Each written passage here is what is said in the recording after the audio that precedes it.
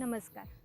આજે આપણે વાત કરવાના છીએ એક ખૂબ કોમન અને ડેન્જરસ કન્ફ્યુઝન વિશે, જે છે ચેસ્ટ પેઇન, જેને લોકો ગેસ સમજીને ઇગ્નોર કરી દે છે, પણ ક્યારેય હાર્ટ પ્રોબ્લેમ પણ હોઈ શકે છે. તમે પણ સાંભળ્યું હશે કે ફીલ કર્યું હશે, ચેસ્ટમાં જલન થઈ રહી છે, પ્રેશર ફીલ થઈ રહ્યું છે અને તરત બોલી દીધું ગેસ છે. થોડું ઇનો લીધો, થોડું રેસ્ટ કર્યું અને વાત પૂરી. પણ પ્રોબ્લેમ ત્યારે થાય છે જ્યારે દર વખતે ચેસ્ટ પેનને ગેસ સમજી લેવામાં આવે છે, એ સમજ્યા વગર કે ક્યારેક એ હાર્ટનું સિગ્નલ હોઈ શકે છે. તો સૌથી પહેલાં એ સમજીએ કે ગેસનો પેન અને હાર્ટનો પેન અલગ કેવી રીતે હોય છે. ગેસનો પેન યુઝ્યુઅલી બર્નિંગ ટાઈપનો હોય છે. આ મોટાભાગે જમ્યા પછી ફીલ થાય છે, સ્પેશિયલી જ્યારે તમે હેવી, ઓઇલી કે સ્પાઇસી ફૂડ લો છો. તમારું પેટ ફૂલેલું લાગે છે, ઓડકાર આવે છે અને ક્યારેક ચેસ્ટની વચ્ચે જલન થાય છે. હલકો પેઇન ફીલ થાય છે અને જેવી જ ગેસ રિલીઝ થાય છે, તમને રિલીફ મળી જાય છે. પોઝિશન ચેન્જ કરવાથી પણ ફરક પડે છે, જેવું કે સીધા બેસવું કે ચાલવાથી થોડું બેટર ફીલ થાય છે. પણ જ્યારે વાત હાર્ટના પેનની આવે છે તો પિક્ચર થોડું ડિફરન્ટ છે. હાર્ટનો પેન બર્નિંગથી વધારે પ્રેશર કે ટાઇટનેસ જેવો હોય છે. તમને એવું લાગે કે જાણે ચેસ્ટ પર કોઈ ભાર મૂક્યો હોય. આ પેન ખાલી એક જગ્યાએ નથી રહેતું. લેફ્ટ આર્મ, શોલ્ડર, નેક અને જો કે બેક સુધી પણ સ્પ્રેડ થાય છે. અને એક ખૂબ ઇમ્પોર્ટન્ટ ડિફરન્સ એ છે કે હાર્ટનો પેન મોટાભાગે એક્ટિવિટી કે સ્ટ્રેસના ટાઈમ પર ટ્રિગર થાય છે, જેવું કે તમે પગથિયાં ચડી રહ્યા છો, ફાસ્ટ ચાલી રહ્યા છો કે ઇમોશનલ સ્ટ્રેસમાં છો.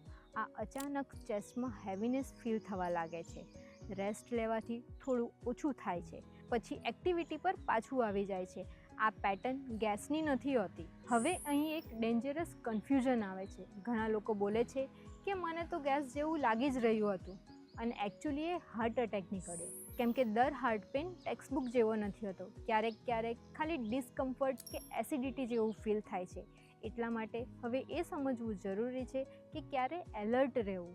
જો ચેસ્ટ પેનની સાથે પરસેવો આવી રહ્યો છે, શ્વાસ ફૂલી રહ્યો છે, ધડકન ફાસ્ટ થઈ રહી છે કે નોઝિયા જેવું ફીલ થઈ રહ્યું છે, તો આને ગેસ સમજીને ઇગ્નોર ના કરો. જો પેન 5થી 10 મિનિટથી વધારે રહે છે કે વારંવાર રિપીટ થાય છે, તો પણ આને સિરિયસ લેવું જરૂરી છે.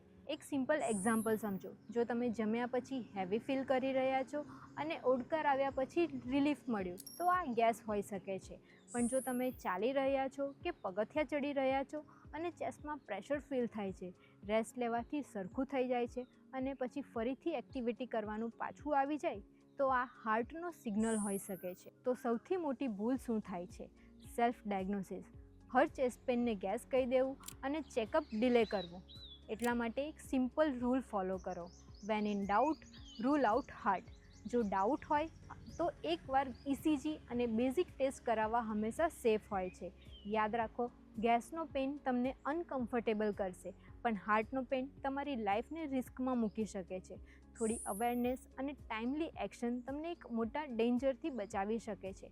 જો તમને એક્સપ્લેનેશન ક્લિયર લાગ્યું હોય તો વિડીયોને લાઇક કરો, અને તમારા સિમ્ટમને લઈને કોઈ પણ કન્ફ્યુઝન હોય તો કમેન્ટમાં જરૂર પૂછી શકો છો.